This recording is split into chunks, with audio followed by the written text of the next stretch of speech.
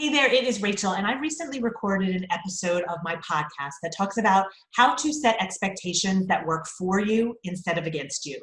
Because I know I have realized a lot lately, or I've seen a lot lately, that parents are setting expectations that are way too high for ourselves, and that is working against us. It is negatively affecting us, and it's negatively affecting our kids. So in this episode, I actually talk about 3 questions you can ask yourself to figure out if your expectations are working for you or against you.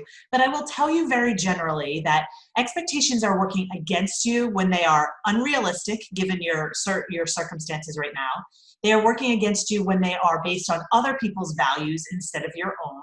And they are unrealistic when the expense of your expectation is a huge cost.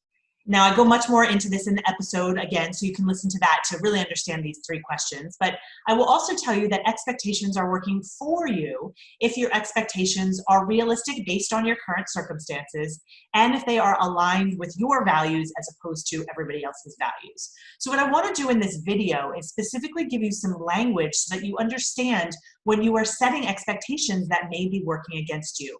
Because there's something that I hear a lot of that to me is a red flag that you're going to be setting those expectations that are really not going to help you in the long run. And that language I specifically hear from parents is where they're saying to me, I have to or else, where we're setting these expectations that if we don't meet them, all of these bad things are going to happen. So we may say something like, I have to make sure my kids clean up after themselves all the time, or else they're not going to be responsible, or else they're going to think I'm their slave. And we make this condition that if we don't meet this expectation, all these bad things are going to happen. What that does is it creates a stress response in us, and those expectations are really only going to stress us out.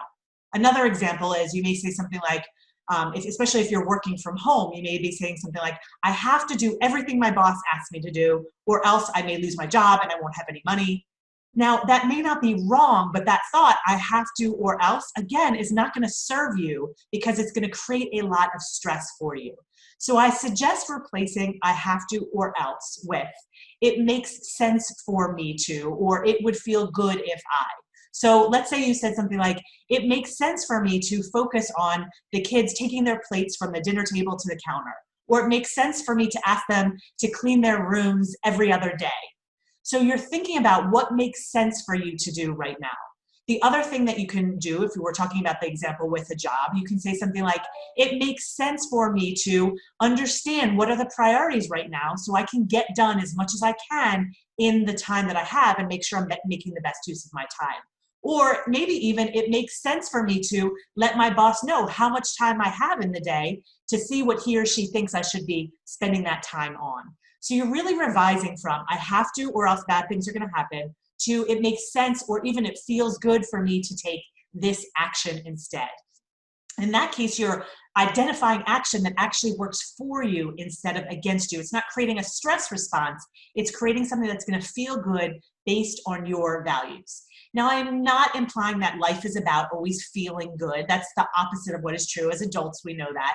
What I am saying is that what I have found is that as adults, we've made everything and I have to or else.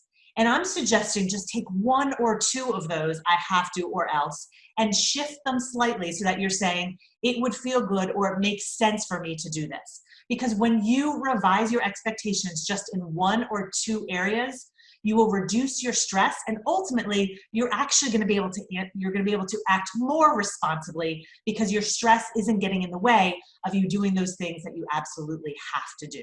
So if you have any questions about this, feel free to reach out. You can post below this video or respond if you're getting this by email, respond to the email. I look forward to supporting you through this time and going forward in both yourself and your parenting. I'll see you again next time. Take care.